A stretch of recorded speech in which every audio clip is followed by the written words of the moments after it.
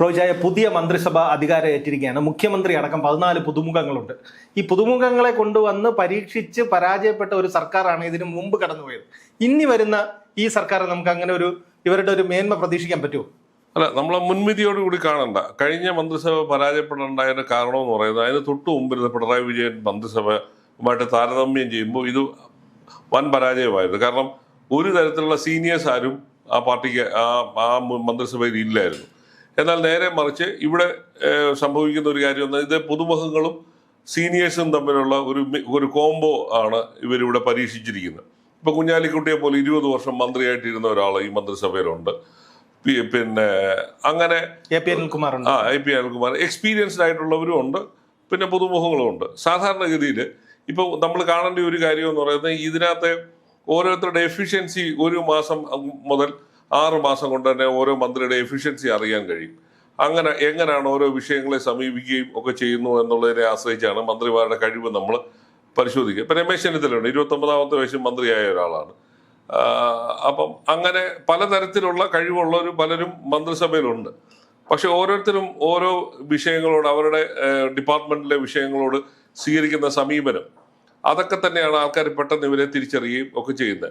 മണ്ടത്തരങ്ങളും വിവരക്കേടും ഒക്കെ കാണിക്കുമ്പോഴാണ് ആൾക്കാർ റിയാക്ട് ചെയ്യുന്നത്. കാരണം ഒന്ന്, ഈ സർക്കാരിന്റെ മേൽ വലിയ പ്രതീക്ഷയാണുള്ളത്. വലിയ പ്രതീക്ഷ വലിയ പ്രതീക്ഷ എന്ന് പറയുന്നത് ഇവർ വലിയ പ്രതീക്ഷയാണ് ജനങ്ങളുടെ മേൽ അർപ്പിച്ചിരിക്കുന്നത്. ഇവർ ജനങ്ങളോട് അങ്ങനെയുള്ള കാര്യങ്ങളാണ് പറഞ്ഞിരിക്കുന്നത്.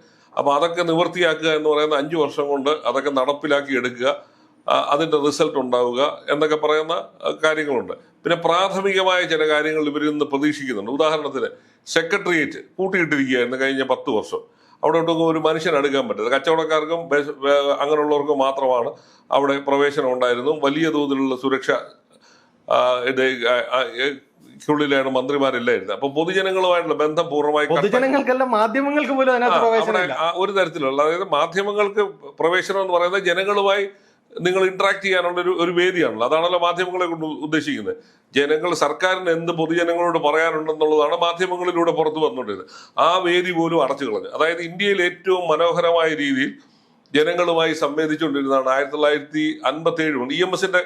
EMS ആണല്ലോ കേരളത്തിന്റെ ആദ്യ മുഖ്യമന്ത്രി. അന്ന് മുതൽ EMS ആണ് ആ തുടക്കം കുറിച്ച് വെച്ച് മന്ത്രിസഭാ യോഗം കഴിഞ്ഞിട്ട് പത്രക്കാരുമായിട്ട് സംസാരിക്കുന്ന, ഗവൺമെന്റിന്റെ കാര്യങ്ങൾ, പൊതു രാഷ്ട്രീയം ഒക്കെ തന്നെ ചർച്ച ചെയ്യുന്ന ഒരു വേദി ഒരുക്കിയത് EMS ആണ്. ആ പാരമ്പര്യം പിണറായി വിജയന്റെ ആയപ്പോഴത്തേക്ക് അത് തകർത്ത് കളഞ്ഞു. പിണറായി വിജയൻ ഒരു തരത്തിലും അങ്ങനെയുള്ള കാര്യങ്ങളിൽ നിരന്തരമായിട്ടുള്ള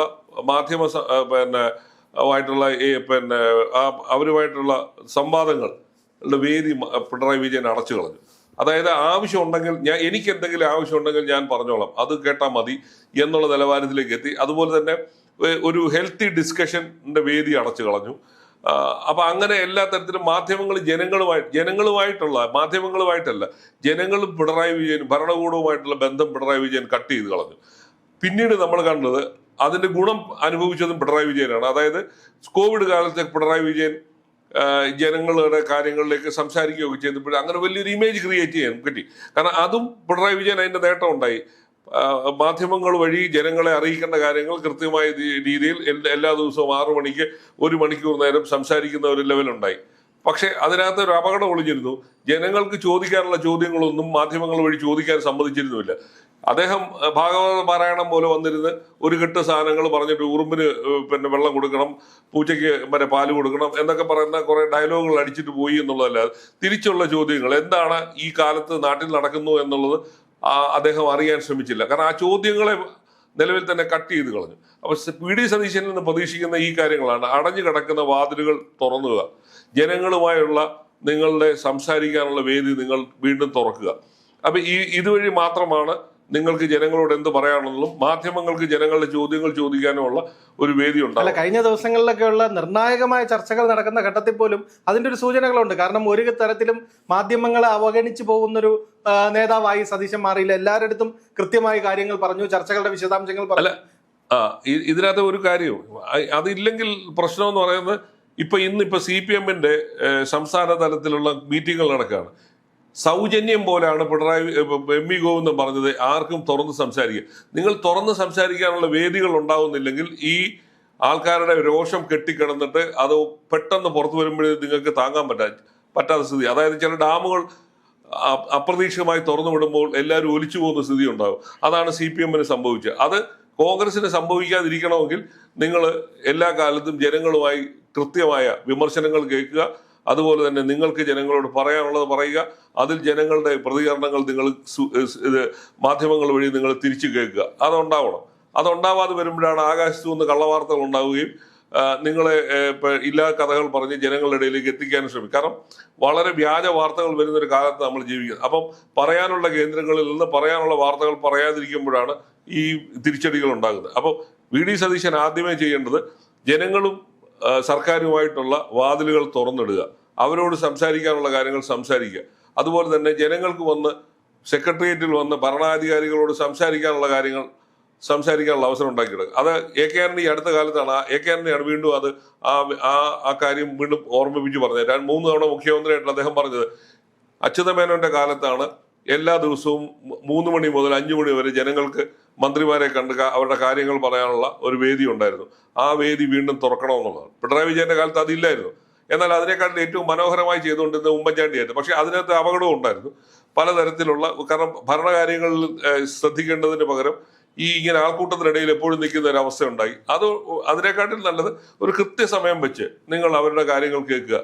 പിന്നെ കലക്ടർമാരോട് പറഞ്ഞിട്ട് ജില്ലകൾ തോറും ഈ ജനസമ്പർക്കം പോലുള്ള പരിപാടികൾ നടത്തി ജനങ്ങളുടെ പ്രശ്നങ്ങൾ 6 മാസത്തിലൊരിക്കൽ എല്ലാ ജില്ലകളിലും ജനസമ്പർക്കം നടത്താൻ പറയുക. അപ്പൊ ഇങ്ങനെയുള്ള കാര്യങ്ങൾ നടക്കുമ്പോഴേ ജനങ്ങളുടെ പ്രശ്നങ്ങൾ സോൾവ് ചെയ്യാനുള്ള മാർഗങ്ങൾ ഉണ്ടാവും. അപ്പൊ അത് ഉദ്യോഗസ്ഥന്മാരെ എല്ലാം കൂടെ പങ്കെടുത്തുകൊണ്ട് ആ പ്രശ്നങ്ങൾ തീർക്കാൻ പറ്റും. അപ്പൊ എപ്പോഴും നിങ്ങൾ പ്രാധാന്യം കൊടുക്കേണ്ട സാധാരണക്കാരന്റെ പ്രശ്നങ്ങൾക്കും സാധാരണക്കാരന്റെ വിഷയങ്ങളുമായിരിക്കണം. എപ്പോഴും അവനെ ബാധിക്കുന്ന കാര്യങ്ങൾക്ക് മുൻതൂക്കം കൊടുത്താൽ മാത്രമേ നമ്മൾ ഈ പറയുന്ന വികസനം ഉണ്ടാവും. വികസനം എന്ന് പറഞ്ഞാൽ കല്ലും മണ്ണും ഇട്ട് റോഡ് പണിയുക, കെട്ടിടം പണിയുക എന്ന് മാത്രമല്ല വികസനം. അതല്ലാത്തതിനപ്പുറത്തും ഒരു വികസനമുണ്ട്. സാധാരണ ജനങ്ങളുടെ ജീവിതത്തെ ബാധിക്കുന്ന കാര്യങ്ങൾ. ആശുപത്രിയിൽ മരുന്നില്ല എന്ന് പറഞ്ഞാൽ അത് മരുന്ന് എത്തിച്ചു കൊടുക്കുമ്പോഴാണ് വികസനം പൂർത്തിയാവുന്നത്, ഇല്ലേ? കുഞ്ഞുങ്ങൾക്ക് പഠിക്കാനുള്ള പാഠപുസ്തകങ്ങൾ, കുഞ്ഞുങ്ങൾക്ക് ഉച്ചക്കഞ്ഞി കൊടുക്കുന്നിടത്ത് അല്ലെ ഉച്ചയാഹാരം കൊടുക്കുന്നിടത്ത് അത് കൊടുക്കാനുള്ള സംവിധാനം ഉണ്ടാക്കുക. അത്തരം കാര്യങ്ങൾ ഏറ്റവും മനോഹരമായ രീതിയിൽ പോകുമ്പോഴാണ് ഒരു സർക്കാർ വിജയിക്കുന്നത്. വികസനം എന്ന് പറയുന്നത് വലിയ എയ്റോപ്ലെയിൻ കൊണ്ടുവന്ന് ഇവിടെ മേളോട്ടും താഴോട്ടും കൊണ്ടുപോകണമെന്നല്ല, അല്ലെങ്കിൽ എയർപോർട്ട് പണിയുക എന്നുള്ളതല്ല.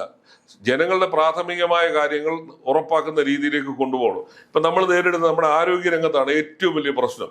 ഇവിടെ കേരളം നമ്പർ 1 എന്ന് പറയുകയും ചെയ്യുന്നു. ആശുപത്രികളിൽ പോയാൽ ഒന്നുമില്ല എന്ന് ഡോക്ടർമാരാണ് മുന്നോട്ട് വന്ന് പറഞ്ഞത്.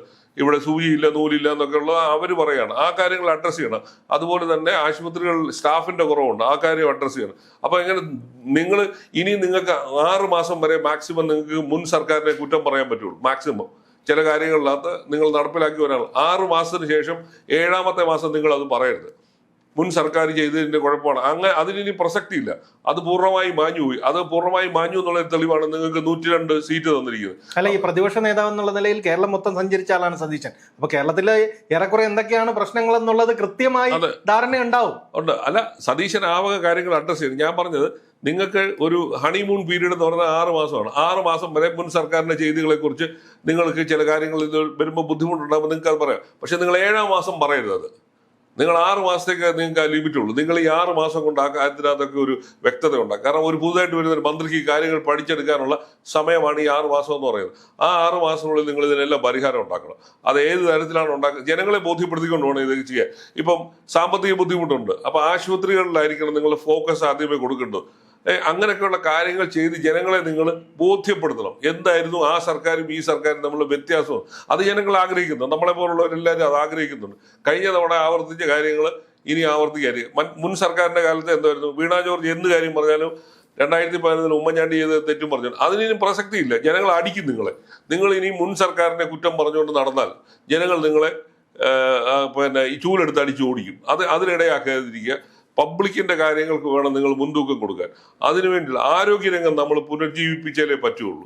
ഇപ്പോൾ മോർച്ചറിയിൽ കിടക്കുകയാണ്. ആ രംഗത്തെ നമ്മൾ തിരിച്ചു പിടിക്കുക. ആ രംഗം തിരിച്ചു പിടിച്ചാൽ തന്നെ ജനങ്ങളുടെ പകുതി പ്രീതി നിങ്ങൾക്ക് കിട്ടും. അതേപോലെ തന്നെ അവരുടെ നിത്യ ചെലവിനുള്ള കാര്യങ്ങൾ, അങ്ങനെയുള്ള കാര്യങ്ങൾ നമ്മൾ കണ്ടുപിടിക്കുക എന്നുള്ളതാണ് സതീശന്റെ ഏറ്റവും വലിയ ചുമതല. പിന്നെ നീതി നടപ്പാക്കി പോലീസിനെ കൃത്യമായി നിങ്ങൾ മോണിറ്റർ ചെയ്യേണ്ടിയിരിക്കുന്നത്. പോലീസ് നിങ്ങളുടെ മേൽ, ഭരണാധികാരികളുടെ മേൽ എപ്പോഴും പല കള്ളത്തരങ്ങൾ പറഞ്ഞ് നിങ്ങളെ സ്വാധീനിക്കുകയും അതേപോലുള്ള കാര്യങ്ങൾ ചെയ്യാൻ നിങ്ങളെ പ്രേരിപ്പിക്കും. പോലീസിനെ പോലീസാക്കി തന്നെ നിർത്തുക. അതായത് കൃത്യമായി നീതി നിർവഹണം. രാഷ്ട്രീയ പാർട്ടി എന്ന് പറഞ്ഞാൽ CPM ഭരിക്കുമ്പോൾ CPMകാർക്ക് മാത്രമേ നീതിയുള്ളൂ, സാധാരണ ജനങ്ങൾക്ക് നീതിയില്ല. ഇനിയിപ്പോൾ കോൺഗ്രസ്സുകാർ ഭരിക്കാൻ വന്ന കോൺഗ്രസ്സുകാർക്ക് നീതി കൊടുക്കാനല്ല, കേരളത്തിലെ 3 കോടി ജനങ്ങൾക്ക് നീതി കിട്ടണം, അവരെ സമീപിക്കുന്ന കാര്യങ്ങളുണ്ടാവും. അതേപോലെ തന്നെ അടിച്ച് കൊച്ചു പിള്ളേർ, അത് വിദ്യാർത്ഥി സമരം എന്ന് പറയുന്നത് ലോകത്ത് എല്ലായിടത്തും നടക്കുന്ന കാര്യമാണ്. നിങ്ങൾ അവരെ തലക്കടിച്ച് അവരെ തല്ലിക്കൊല്ലുന്ന പരിപാടി നിർത്തണം. നിങ്ങൾ ലാത്തി ചാർജ് ചെയ്യുമ്പോൾ വളരെ അരയ്ക്ക് താഴെ കാലിലല്ലാതെ കുഞ്ഞുങ്ങളെ അടിക്കാൻ പാടില്ല. അവരുടെ തലക്കടിക്കുക എന്ന് പറയുന്ന പരിപാടി നിർത്തണം ഇനി.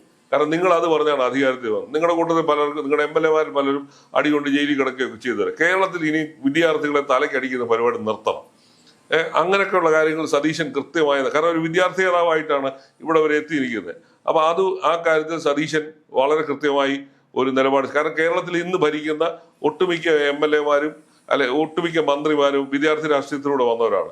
അവർ ഈ തല്ല് വാങ്ങിക്കുകയും ജയിലിൽ കിടക്കുകയും ചെയ്തില്ല. അവരുടെ കാലത്തെങ്കിലും അവരുടെ പിന്മുറക്കാരായ കുട്ടികളെ തലക്കടിക്കുന്ന പരിപാടി നിർത്തണം പോലീസിന്. അത് പോലീസ് DGP ഉൾപ്പെടെ ഉള്ളവർക്ക് കൃത്യ നിർദ്ദേശം കൊണ്ട് അങ്ങനെ അടിക്കുന്ന പോലീസുകാരെ ആ സ്പോട്ടിൽ നിങ്ങൾ പറഞ്ഞു വിടാനും തയ്യാറാവണം. അപ്പൊ ഇങ്ങനെയൊക്കെയുള്ള ഒരു വ്യത്യസ്തമായ ഒരു സർക്കാർ ഉണ്ടായാൽ മാത്രമേ ഈ നാട്ടിലെ ശാന്തി സമാധാനം ഉണ്ടാവുകയുള്ളൂ. അതുപോലെ തന്നെ വർഗീയ വിദ്വേഷം വളർത്തുന്നവർക്കെതിരെ ജാമ്യമില്ല വകുപ്പ് പ്രകാരം എടുത്ത് അന്ന് സ്പോട്ടിൽ നിങ്ങൾ അതിനുവേണ്ടി തെളിവ് അന്വേഷിച്ച് നടക്കുക എന്നുള്ള, ഏത് തരത്തിലുള്ള വർഗീയ വിദ്വേഷം പുറപ്പെടുവിക്കുന്നവരെ നിങ്ങൾ സ്പോട്ടിൽ തന്നെ അറസ്റ്റ് ചെയ്ത് ജയിലിലാക്കണം. ഇത് 10 പേരെ, അതിന് രാഷ്ട്രീയം നോക്കരുത്. കോൺഗ്രസ് ആയാലും CPM ആയാലും BJP ആയാലും ആരായാലും നിങ്ങൾ ആ തരത്തിൽ വേണം അതിനെ കൈകാര്യം ചെയ്യാൻ. അങ്ങനെയുള്ള കാര്യങ്ങൾ നമ്മുടെ നാട്ടിൽ സമാധാനം ഉണ്ടാവണം, സാഹോദര്യം ഉണ്ടാവണം, മതേതരത്വം നിലനിൽക്കണം. ഈ കാര്യങ്ങളിലൊക്കെ സർക്കാർ വളരെ വ്യക്തമായതും ശക്തമായ നിലപാടും സ്വീകരിക്കണം.